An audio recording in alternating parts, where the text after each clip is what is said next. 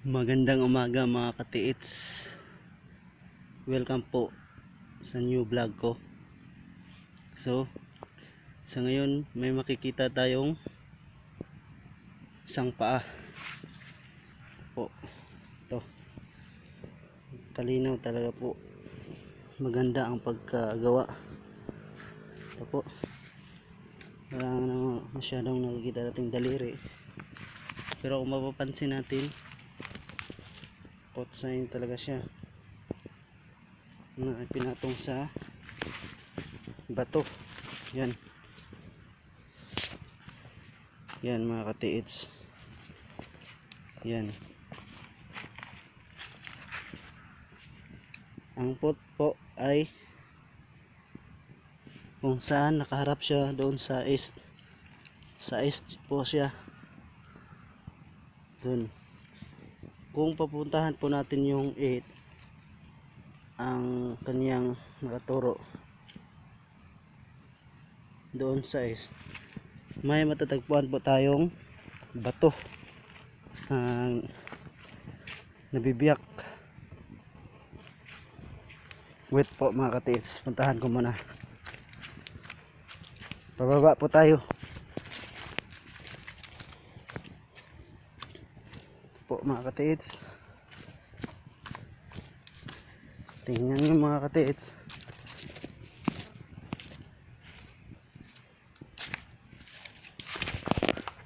ang hirap, pero huwag nyo kalimutang mag-subscribe and comment and share sa video ko for more updates sa sunod kong video. Ito po, nandito na po tayo. Ito po yung nakaturo yung paa. Dito po siya banda. Ito po ang mga bato. Ito malapad na bato at nabibiyak siya. Ano dyan, maganda po siya. Pasensya na mga katiits, maraming mga damo kasi hindi nalinisan po.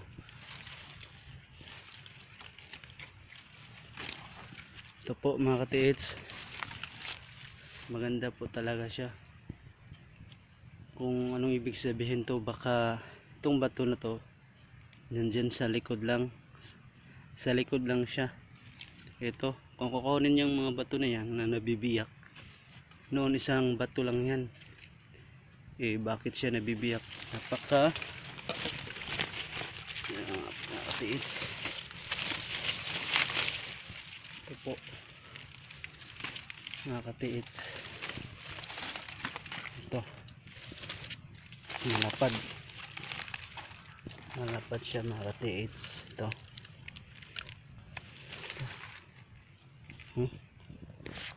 bato,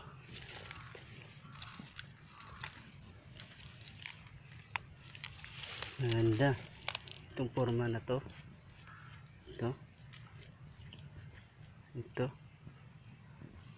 Ito aro, ito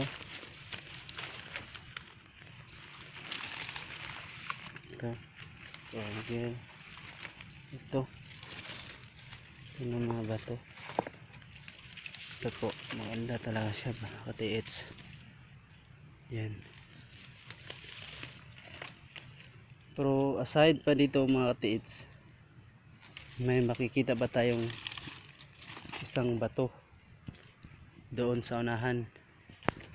Malaking bato. Kung pagmasdan natin mga katiits, siya lang ang isang bato na malaki. Kakaiba din mga katiits. Yan ang mga bato na nabibiyak, at doon yung sa ibabaw ang mga almost 12 meters po mga katiits. Hindi, 14 meters, mga 14 meters po mga katiits. Puntahan muna natin yung malaking bato. Yung bato. So mga katiits, puntahan muna natin mga katiits. So mga katiits,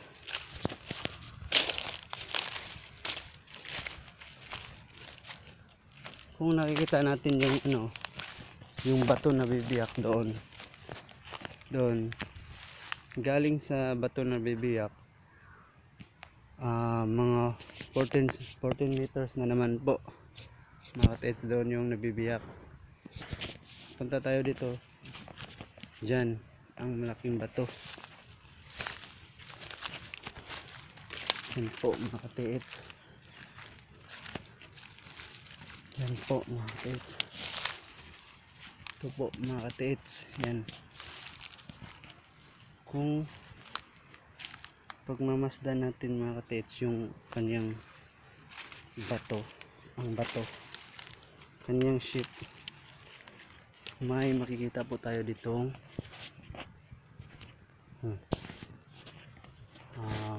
maganda mga katiits. So ito,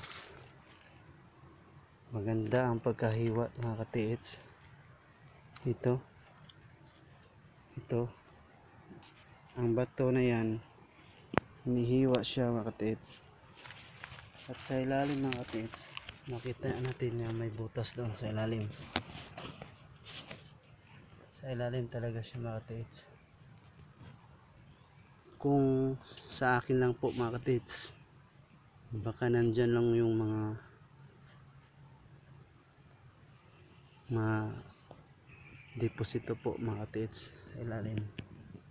Yan, ipagpuntahan po natin yan.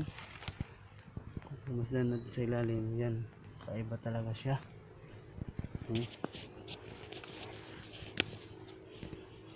Ang bato mga katiits, ito ang bato mga katiits, medyo malalaki siya po, malaki siya.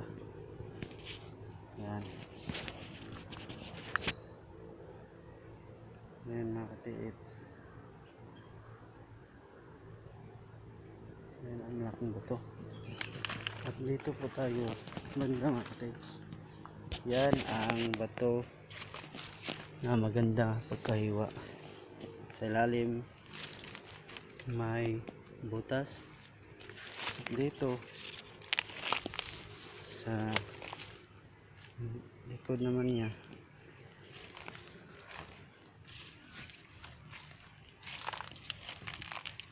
ito mga katiits. Yan, minsan na mga katiits, hindi nalinisan. Yan ang bato kung saan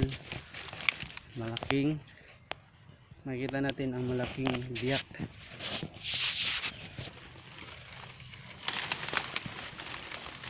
Ito mga katiits, may bagyo tayo mga katiits, may guhit. Pasensya na mga katiits sa Tagalog ko, pakahirap mag Tagalog pala. Yan, nabibiyak ang bato sa likod niya. Dito makikita natin yung bato nabibiyak. Yan, yan po. Ano kaya ang ibig sabihin nito mga katiits? Ito mga katiits, malalim siya mga katiits, ang butas. Yan mga katiits,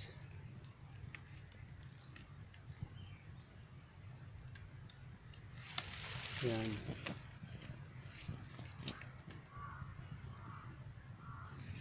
Ito mga katiits, yan ang kanyang guhit mga katiits. Dito nabibiyak siya mga katiits, punta doon katiits. Yan,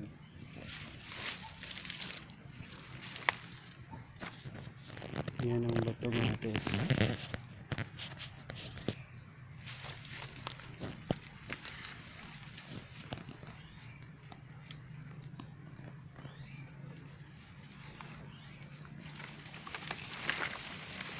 Yan po mga katiits.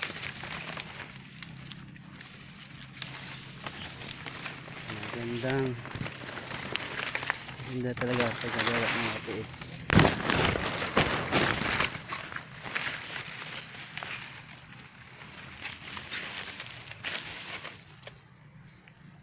Yan po mga katiits, ang bato.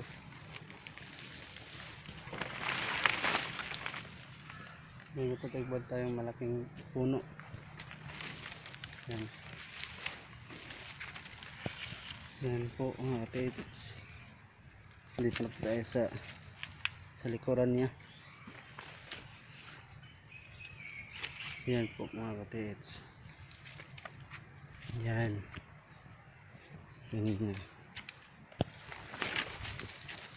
Kanina may gatas. Yun lamang po mga katiits. Maraming salamat. Huwag niyong kalimutang mag-subscribe at comment and share para sa mga katiits natin. Kung meron kayong comment, mag-share lang kayo po mga katiits kung anong ibig sabihin. Maraming salamat po. Ito lang po. Bye.